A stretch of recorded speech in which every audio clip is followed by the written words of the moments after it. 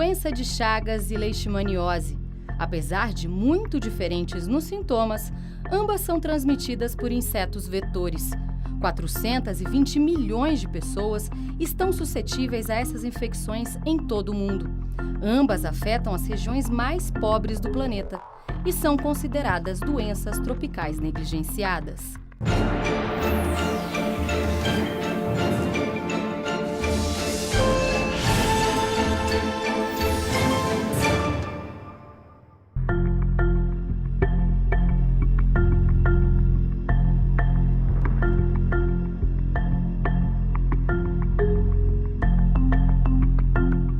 Na capital de Mato Grosso, o movimento neste hospital de referência é intenso.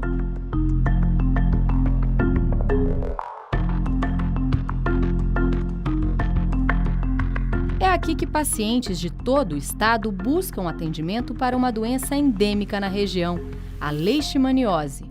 É uma doença infecciosa que não é contagiosa porque não passa de uma pessoa para outra.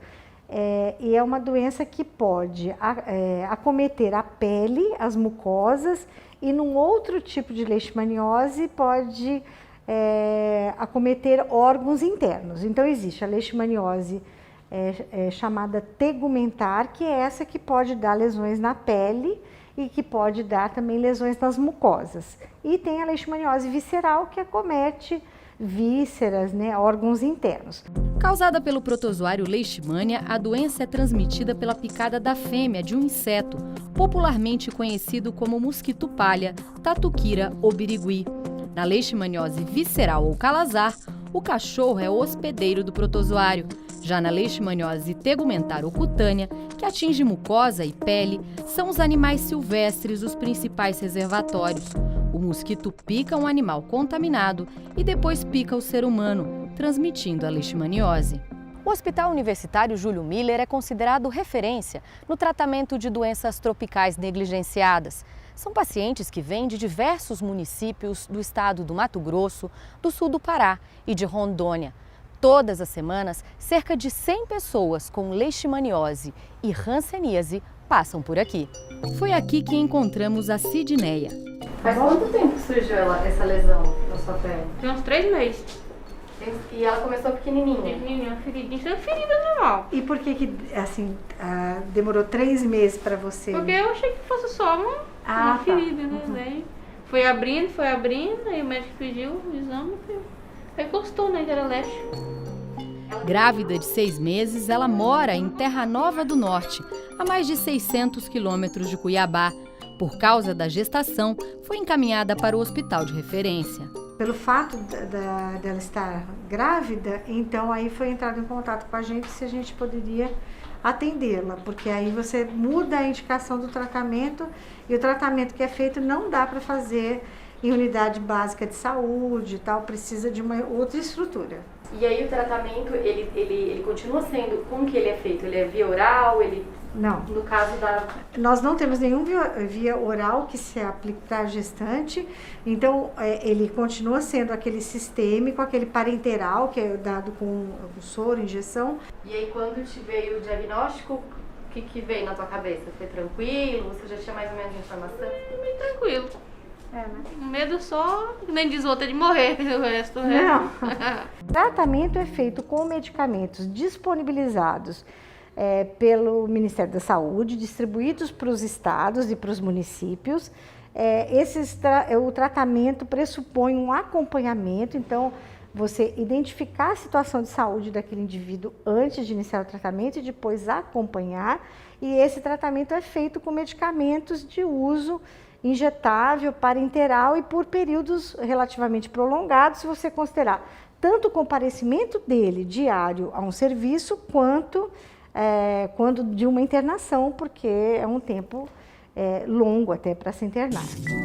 Outro agravante para o tratamento da leishmaniose e outras doenças negligenciadas atendidas pelo hospital foi a interrupção das consultas por causa da pandemia do novo coronavírus. Com isso, pacientes que faziam o acompanhamento, por exemplo, esses que eu digo que tem uma certa cronicidade de doença, como de leishmaniose mucosa, esses pacientes tiveram muita dificuldade no retorno. Então, alguns perderam acompanhamento por 1 ano e meio, por quase 2 anos, né? Porque não tinham acesso. Então, alguns retardaram muito o início do seu tratamento. Seu Benedito passou por 20 dias de internação. No caso dele, a leishmaniose afetou a mucosa da boca. O senhor já está alimentando bem agora? Já está conseguindo? O senhor melhorou desses dias que ficou aqui, né? Estava inchado. Estava inchado, eu sei. Lá. Então, aí o senhor conseguiu melhorar, né? Melhorei. Tá certo. Então tá. Aí agora o senhor acabou a fase do medicamento, né, de aplicação. Aí agora a gente acompanha o senhor esse tempo até o retorno. E se precisar voltar antes, o senhor volta. Ali sempre fica aberto para medicação, o senhor sabe, né? Já sei aquela mesma coisa. É, a mesma coisa, né? Alguns dias depois que seu Benedito deixou o hospital, fomos até a casa dele em Cáceres, a mais de 3 horas de distância de Cuiabá. Encontramos seu Benedito e a filha Aparecida, que o auxiliou no tratamento. Aparecida conta que a primeira ferida do pai surgiu no nariz. Do nariz que veio para a boca. E o que você Aí achava? ele ficava mais assim, eu acho que coçava, né? Ele coçava e começava a sangrar. Aí que ele já ficou assim, mal, né? Aí que a gente correu atrás para... O senhor chegou a perder peso nessa época? O senhor emagreceu? Emagreci, eu pesava quase 60 quilos. Agora estou com Perdeu 48, 49, 48. Essa foi a segunda vez que seu Benedito teve que fazer o tratamento para a doença. Da primeira vez, ficou 30 dias internado. Aí parou, né, com o tratamento, né? Aí voltou tudo de novo, a doença, aí teve que correr atrás de novo, né? Aí ficou ruim de novo. Ficou ruim de novo. Durante o nosso encontro, Aparecida disse que iria supervisionar o pai para que ele não abandonasse o tratamento. Qual é a importância, seu Benedito, agora de continuar até o final? É importante? Muito importante. Mas agora eu vou melhorar mesmo. Vou voltar lá. Não pode parar, né? Tem que continuar. Seu Benedito acredita que pegou a doença na fazenda onde trabalha e a probabilidade disso realmente ter acontecido é alta. Isso porque a incidência da leishmaniose tegumentar no campo ainda é grande. Nós somos o estado que sempre, e mesmo em números absolutos, nós sempre somos o primeiro, ou o segundo, ou o terceiro em número de casos de leishmaniose cutânea, junto ou não com a mucosa. E quando eu falo que em números absolutos, isso tem muito significado, porque Mato Grosso é um estado pouco populoso, é um estado de 3,5 milhões de habitantes. Seria assim, um estado que ainda tem muitas áreas que estão sendo abertas, áreas novas. Então, fazendas que são abertas todos os dias. Há uma condição ainda de um desmatamento associado. A entrada do homem nessas áreas faz com que aquele ciclo de transmissão que estava restrito àquele ambiente natural, o homem passa a ser parte desse ciclo. Então aí aparece a doença humana. As áreas rurais desmatadas e as periferias das grandes cidades, com falta de saneamento e lixo a céu aberto, são os lugares propícios para a proliferação do mosquito flebótomo, que transmite a leishmaniose. Para chegar até a casa do seu Ataíde, nós percorremos vários quilômetros em uma rodovia, depois uma estrada de chão e depois uma travessia de balsa. Foram cerca de 3 horas para chegar. Isso para mostrar a dificuldade que ele enfrenta para continuar o seu tratamento em Cuiabá. Aqui no assentamento rural da Água Fria, na Chapada dos Guimarães, vivem cerca de 56 famílias. Em várias delas já foi registrado pelo menos um caso de leishmaniose.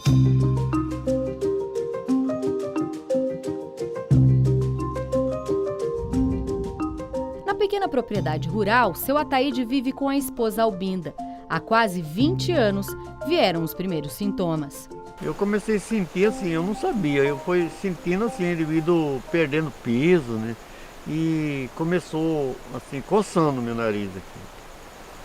Aí foi aonde eu fui nesse médico que aí que eu descobri, né? Que estava com isso aí. Isso foi em que ano? Foi 2003. Ele estava muito assim, descorado. E eu vi que ele estava diferente, ele estava fraco, assim, você via que ele não estava aguentando, assim, sentindo muita fraqueza. E aí começou a sair sangue pro nariz. Mas nós achávamos que aquilo era um negócio assim, que antigamente os pessoal curava a gente assim, com remédio na cabeça, que falava que isso era malina, de pegar sol, né? Mas não era, o problema dele era outro. Mas ele conta que não queria buscar ajuda médica. Não queria ir. Não, ele não. Ele é teimoso. E aí acabou indo.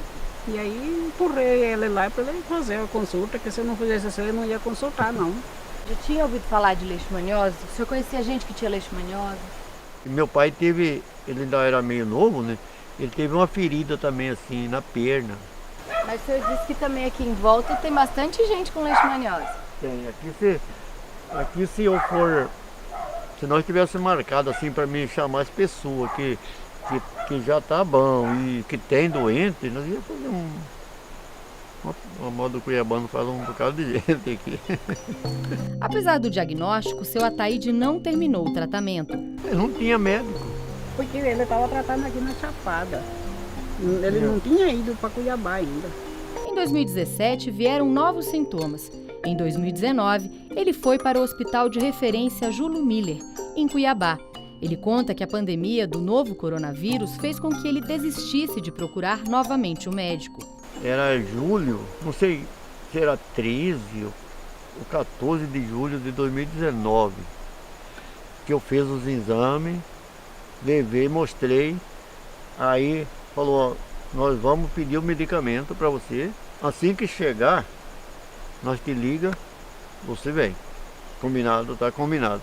Não me chamaram, porque entrou esse negócio aí, atrapalhou tudo, nunca mais entrar em contato. E essa região para cá precisava muito de ser mais acompanhado pelas equipes, né, cara? Teve uma cobrança lá assim, pessoal da saúde, para atuar mais na região, né? Que é muito isolado aqui. Muito. Sofre demais aqui.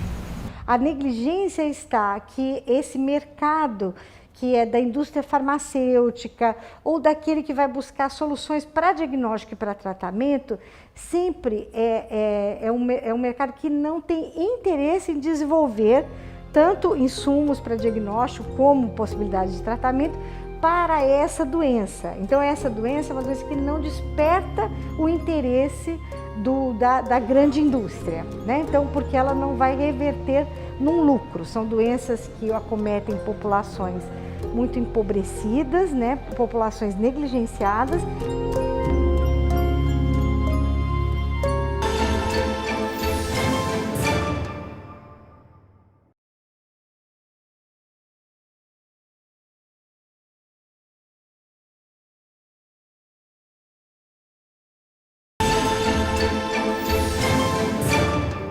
Sentia cansaço, muitas dores.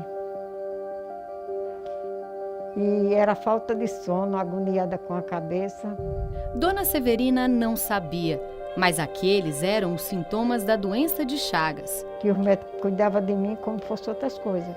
Eu fiquei um tempo muito pensando assim, meu Deus, eu tenho meus filhos para cuidar. E se eu morrer agora, o que é que eu vou fazer? Aí me criei força para vencer. Estou aqui hoje, eu me acho que eu venci. Considerada a mais brasileira de todas as doenças tropicais, a doença de Chagas foi descoberta em 1909 pelo médico Carlos Chagas. Assim como a leishmaniose, a doença é transmitida por um inseto, conhecido como barbeiro. O barbeiro infectado com o protozoário Trypanosoma cruzi pica uma pessoa. Logo em seguida, ele defeca ao lado da picada. E são as suas fezes que contêm o protozoário. A pessoa coça a picada e leva o Trypanosoma para a corrente sanguínea. Uma transmissão, digamos assim, mais frequente seria a transmissão vetorial, que felizmente houve um avanço nesses controles, sobretudo em relação ao triatoma infestans, que era o triatoma, digamos assim, mais importante na transmissão no Brasil. Essa é a vetorial. Você pode eventualmente ter a transmissão oral, né? E aqui eu queria lembrar bem que a gente não deve criminalizar o açaí, é qualquer alimento contaminado materno-fetal, que felizmente no Brasil essa forma de transmissão ela não é tão frequente, por exemplo, como na Bolívia, né? Mas é uma forma que você deveria, inclusive, incluir o teste de sorologia no pré-natal. A doença de Chagas pode atacar o coração ou o aparelho digestivo. Estima-se que 6.000 mortes por ano no Brasil sejam decorrentes da doença. Dona Severina foi picada por um barbeiro contaminado ainda quando jovem. Hoje, aos 91 anos, ela tem que conviver diariamente com os medicamentos para o coração e, desde a década de 80, ajuda outras pessoas que, assim como ela, têm a doença. Se eu estava doente, chegava o povo chorando, que dizia, o médico disse que eu estou com Chagas. Aí eu tinha que conversar, explicar, olha a gente um dia vamos morrer, mas a gente temos que se cuidar. Na Casa de Chagas do Recife, Dona Severina atua como voluntária, junto com outros pacientes com Chagas e familiares. A Casa de Chagas do Recife foi a primeira totalmente dedicada ao tratamento da doença de Chagas no mundo. A instituição é considerada referência no país. Todos os dias recebe em média 60 pacientes, que vêm para consultas, exames e para o controle do marca-passo, utilizado por muitas pessoas com Chagas. Se o senhor começa a insistir em pegar muito peso, o risco é abrir a pele e o aparelho tem que ser retirado. Tá bom? Tá bom, tá ótimo. Isso se chama extrusão do gerador. Quando leva pancada ou pega peso com muita frequência, pode ocorrer uma irritação da pele. Como isso é um aparelho, é um material estranho, não é do seu tecido, do seu organismo, ele pode ser rejeitado na ocasião do senhor fazer muito esforço. Joanda é a presidente da Associação da Casa de Chagas, que auxilia pacientes e familiares. Ela também vive com a doença há muitos anos. Trabalhava como babá, longe da família, quando os sintomas vieram. Tiveram de procurar a minha família, que eu não fui criada com a minha mãe nem com meu pai. Tiveram de procurar meu pai e minha mãe para assinar, para colocar o marca-passo. E fui operada aos 12 anos para colocar esse marca-passo. O passado da menina que não sabia ler mudou quando ela conheceu a Casa de Chagas. Na associação, desde que ela foi criada, há quase 40 anos, hoje Joanda relembra as vitórias. Temos essa sala de espera tão grande, tão acolhedora. A gente é acolhedor, diretamente olho no paciente, de que ele está precisando, como é que está em casa. A ideia da associação foi exatamente isso aí. Ela saiu do papel simplesmente de receber, né, informações e determinações, trazer essa pessoa para uma participação mais ativa. Por ser silenciosa, muitos pacientes só descobrem a doença de Chagas muitos anos depois de infectados. A Organização Pan-Americana de Saúde estima que 70% das pessoas que convivem com a doença não sabem que estão infectadas. São os pacientes crônicos, que já apresentam sequelas graves da enfermidade.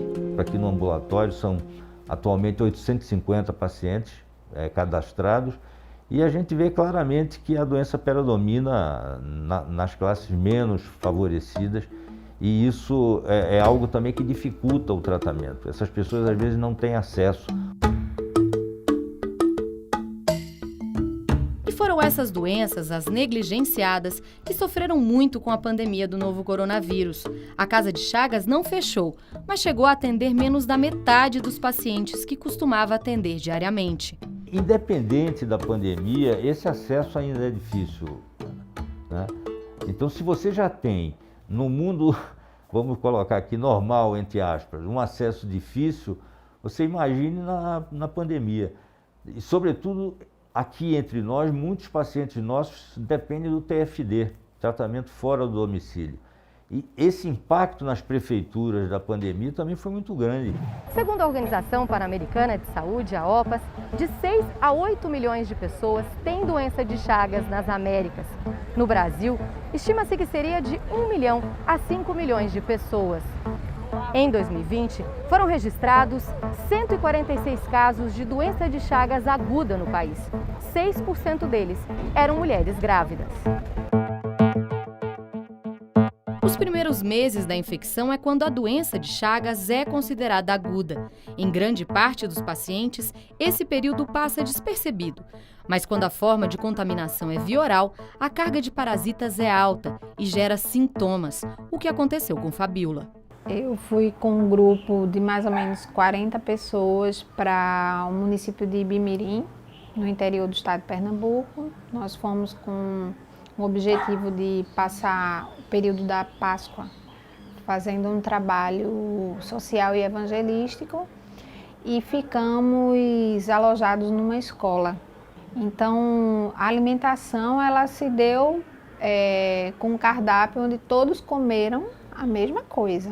E depois de um mês, que dizem que é o período de incubação, alguma coisa assim, começou a aparecer gente doente. Aí eu tive pelo menos durante 28 dias, eu tinha febre naquele mesmo horário. Depois, manchas pelo corpo. Depois do diagnóstico, as 40 pessoas contaminadas começaram a tomar remédio, o único para a doença de Chagas, o benzonidazol, o mesmo usado há mais de 50 anos. Nos últimos 40 anos, menos de 1% dos medicamentos foram para as doenças tropicais negligenciadas. Dentre elas, a doença de Chagas e a leishmaniose são uma das mais negligenciadas. Até hoje, a gente tem muito poucas opções de tratamento. E, embora elas funcionem até certo nível, elas têm muitas limitações. Ou esses medicamentos são tóxicos, ou eles não são adaptados ao campo, né? Muitas vezes essas doenças acontecem em áreas rurais, de baixa infraestrutura, onde não tem um hospital próximo. Então ela precisa ser uma medicação que pode ir para o campo. Ou essa medicação é cara. Depois de 90 dias de medicação, Fabíola foi considerada curada. Mas até hoje, 3 anos depois, ela não sabe qual alimento ou bebida estava contaminado com o protozoário Trypanosoma cruzi. A gente respondeu tanto questionário, que era uma luta, era uma equipe de enfermagem, nutrição, biólogo, tudo querendo saber.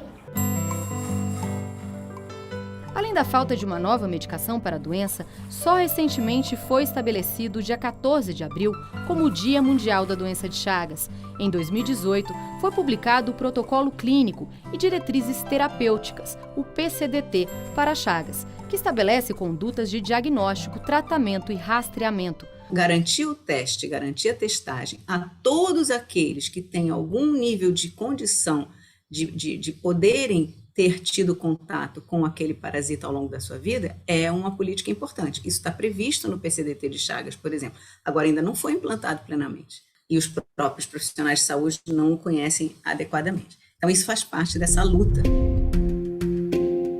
Casas de pau a pique, de barro, no interior do país, ainda são os locais preferidos para o triatoma criar suas colônias. Seu João foi infectado quando morava na zona rural do interior de Pernambuco. Eu sentia várias dores, prisão de ventre, Então, sem saber o que